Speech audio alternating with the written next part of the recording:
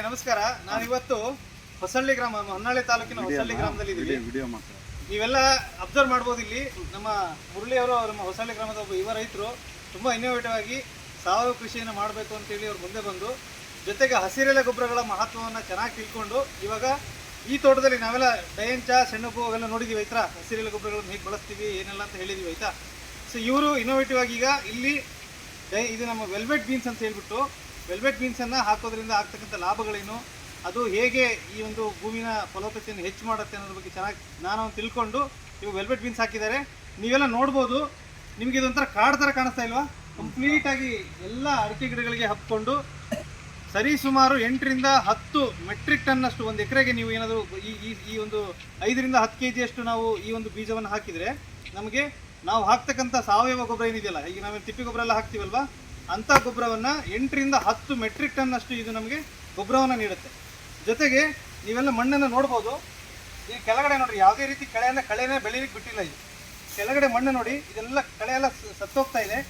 ನಿಮಗೆ tea powder ಥರ convert ಆಗಿರುತ್ತೆ ಮಣ್ಣು. ಇದು ನೋಡಿ ಕೆಳಗಡೆ ಇರ್ತಕ್ಕಂಥ ಎಲ್ಲ ಕಸ ಎಲ್ಲ ಸತ್ತೋಗಿದೆ. ಈ ಮಣ್ಣನ್ನು ಒಂದ್ಸರಿ ಅಬ್ಸರ್ವ್ ಮಾಡಿ ನೋಡಿ, ಎಷ್ಟು ಫಲವತ್ತಾಗಿ ನಿಮಗೆ ಭೂಮಿ ಬದಲಾಗಿದೆ. ಎರೆಹುಳುಗಳ ಸಂಖ್ಯೆ ಹೆಚ್ಚಾಗಿರುತ್ತೆ. ಭೂಮಿ ನೋಡಿ ಎಷ್ಟು ಚೆನ್ನಾಗಿ ಇದಾಗಿದೆ. ಬಟ್ ನಾವು ಒಂದು ಸಜೆಷನ್ ಕೊಡೋದೇನಂತ ಹೇಳಿದರೆ, ಈ ಒಂದು ಬೆಳೆಯನ್ನು ಹಾಕಿದರೆ ಸ್ವಲ್ಪ ಸಣ್ಣಗಡೆ ಇದ್ದಾಗ ಹಾಕಕ್ಕೆ ಹೋಗಬೇಡಿ.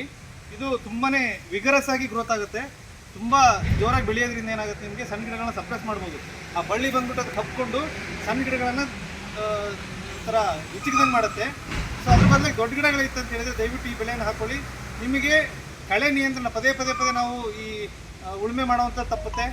ಈ ಔಷಧಿಗಳನ್ನ ನಾವು ರೌಂಡ್ ಅಪ್ ಅಥವಾ ಬೇರೆ ಈ ಗ್ಲೈಫೋಸೇಟ್ ಅಂತ ಹಾಕ್ತೀವಿ, ಆ ಒಂದು ಔಷಧಿಗಳನ್ನು ಅಂದರೆ ಕಳೆನಾಶಕಗಳನ್ನು ಹಾಕೋದು ತಪ್ಪುತ್ತೆ. ಜೊತೆಗೆ ಸಾವಯವವಾಗಿ ನೀವು ಹಾಕ್ತಕ್ಕಂಥ ಪೋಷಕಾಂಶಗಳು ಈ ಭೂಮಿಗೆ ಸೇರಿಕೊಳ್ಳುತ್ತೆ. ಇದು ನಿಮಗೆ ಬರೀ ಸಾರಜನಕವನ್ನು, ಅಂದರೆ ಇದು ಏನು ಮಾಡುತ್ತೆ, ವಾತಾವರಣದಲ್ಲಿರ್ತಕ್ಕಂಥ ಸಾರಜನಕವನ್ನು ಫಿಕ್ಸ್ ಮಾಡಿ ಭೂಮಿ ಕೊಡ್ತಕ್ಕಂಥ ಒಂದೇ ಕೆಲಸ ಅಲ್ಲದೇ ಇದರಲ್ಲಿ ಇದ್ರ ಎಲೆನಲ್ಲಿ ಮತ್ತು ಕಾಂಡದಲ್ಲಿ ಇರ್ತಕ್ಕಂಥ ಪೋಷಕಾಂಶಗಳು, ನಿಮಗೆ ಫಾಸ್ಫರಸ್ ಮತ್ತು ರಂಜಕ ಕೂಡ ಈ ಒಂದು ಭೂಮಿಗೆ ಸೇರಿಕೊಳ್ಳುತ್ತೆ. ಸೊ ಇಷ್ಟು ಅಲ್ಲದೆ ನಮ್ಮ ಭೂಮಿಲಿರ್ತಕ್ಕಂಥ ಜೀವಾಣುಗಳು, ಅಂದರೆ ನಾವೇನು ಟ್ರೈಕೋಡರ್ಮಾ ಅಂತ ಏನು ಹೇಳ್ತೀವಿ, ಸುಡೋಮನಸ್ ಅಂತ ಏನು ಹೇಳ್ತೀವಿ, ನಾವೆಲ್ಲ ಹೊರಗಡೆಯಿಂದ ತಂದು ಹಾಕ್ತೀವಲ್ವ, ಆ ಜೀವಾಣುಗಳು ಎರೆಹುಳುವಿಂದಾಗಿ ತಾನೇ ಇಲ್ಲಿ ಉತ್ಪತ್ತಿ ಆಗುತ್ತೆ. ಇದು ಮಾಡೋದ್ರ ಜೊತೆಗೆ ನಾವು ನಮ್ಮ ಜೈವಿಕ ಕೇಂದ್ರಗಳಲ್ಲಿ ಸಿಗ್ತಕ್ಕಂಥ ಜೀವಾಣುಗಳನ್ನು, ಅಂದರೆ ಟ್ರೈಕೋಡರ್ಮಾ, ಸುಡೋಮನಸ್, AMC ಆ ಥರ ಜೀವಾಣುಗಳನ್ನು ನಾವೇನೋ ತಂದು ಈ ಭೂಮಿ ಕೊಟ್ಟಿದ್ದೆ ಆಯಿತು ಅಂತ ಹೇಳಿದರೆ ನಿಮಗೆ ನಿಮ್ಮ ಭೂಮಿ ಬಂಗಾರವೇ ಕನ್ವರ್ಟ್ ಆಗುತ್ತೆ. ಕಂಪ್ಲೀಟಾಗಿ ಒಳ್ಳೆ ಫಲವತ್ತಾದಂಥ ಭೂಮಿಯನ್ನು ನಾವು ಮಾಡ್ಕೋಬೋದು. ಸೊ ಇದನ್ನು ದಯವಿಟ್ಟು ಒಬ್ಬ ನಮ್ಮ ಮುರಳಿಯವರು ಅವ್ರ ಎಕ್ಸ್ಪೀರಿಯನ್ಸನ್ನು ಶೇರ್ ಮಾಡ್ಕೊತಾರೆ. ಇವಾಗ ಇವರು 4 ಜನಕ್ಕೆ ಮಾದರಿ ಆಗಲಿ. ಇವರನ್ನು ನೋಡಿಕೊಂಡು ಇನ್ನೂ ಹೆಚ್ಚಿನ ಜನ, ನಾವು ಹೊಸಳ್ಳಿ ಭಾಗನೇ ಯಾಕೆ ಆಯ್ಕೆ ಮಾಡ್ಕೊಂಡಿದ್ದೀವಿ ಅಂತ ಹೇಳಿದರೆ, ಇಲ್ಲಿ ನಾವು ಅತಿ ಹೆಚ್ಚಾಗಿ ಕಳೆನಾಶಕಗಳನ್ನು ಬಳಸ್ತಾ ಇದ್ದೀವಿ. ಅತಿ ಹೆಚ್ಚಾಗಿ ಕಳೆ ನಿಯಂತ್ರಣಕ್ಕೋಸ್ಕರ ಪದೇ ಕಳೆನಾಶಕ ಹಾಕಿ ನಮ್ಮ ಭೂಮಿನ ನಾವು ಹಾಳು ಮಾಡ್ತಾ ಇದ್ದೀವಿ. ಸೊ ದಯವಿಟ್ಟು ಇಲ್ಲಿ ರೈತರು ಸ್ವಲ್ಪ ಬದಲಾಗಲಿ ಅನ್ನೋ ನನ್ನ ಉದ್ದೇಶ. ಸೊ ಈಗ ನಮ್ಮ ಮುರಳಿಯಣ್ಣವರು ತಮ್ಮ ಎಕ್ಸ್ಪೀರಿಯನ್ಸನ್ನು ಶೇರ್ ಮಾಡ್ಕೋಬೇಕು. ನಿಮ್ಗೆ ಹೇಗೆ ಈ ಜ್ಞಾನ ಬಂತು, ಹೇಗೆ ಇದರ ಎಕ್ಸ್ಪೀರಿಯನ್ಸ್ ಏನಿದೆ, ನಿಮ್ಗೆ ಇದಾದಮೇಲೆ ಏನು ಬದಲಾವಣೆಗಳಾಗಿದೆ. ಇವರು ಸಡನ್ನಾಗಿ ಸಾವಯವ ಕೃಷಿ ಮಾಡೋಕ್ಕೆ ಹೋಗಿ ಸ್ವಲ್ಪ ಇಳುವರಿ ರಿಡಕ್ಷನ್ ಆಗಿದೆ. ಯಾಕೆಂತ ಹೇಳಿದರೆ ಕೆಮಿಕಲ್ ಫರ್ಟಿಲೈಸರ್ ಅಂತ ಹೇಳ್ತಾರೆ, ರಾಸಾಯನಿಕಗಳನ್ನು ಸಡನ್ನಾಗಿ ನಿಲ್ಲಿಸಿದ್ದಾರೆ. ಈಗ ಕ್ರಮೇಣ ನಿಲ್ಲಿಸಿ ಅಂತ ನಾನು ಹೇಳ್ತಾ ಇದ್ದೀನಿ.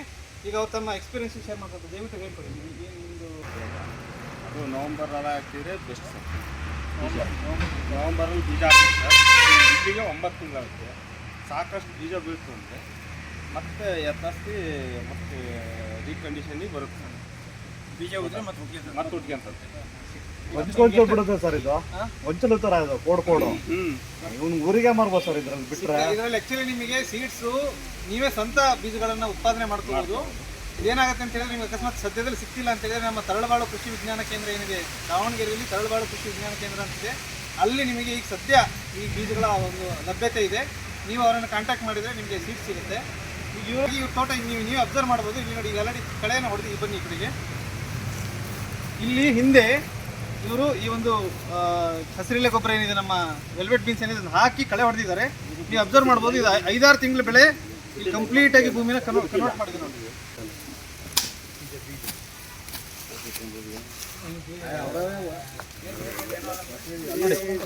ಮಣ್ಣನ್ನು ನೀವು ನೋಡ್ಬೋದು. ಸೇಮ್ ನಮ್ಮ ಎರೆಹುಳು ಗೊಬ್ಬರ ಏನಿದೆಯಲ್ಲ, ಎರೆಹುಳು ಗೊಬ್ಬರ ಥರ ಮಣ್ಣು ನಿಮಗೆ ಫಲವತ್ತತೆಯಾಗಿ ಕನ್ವರ್ಟ್ ಆಗಿರುತ್ತೆ.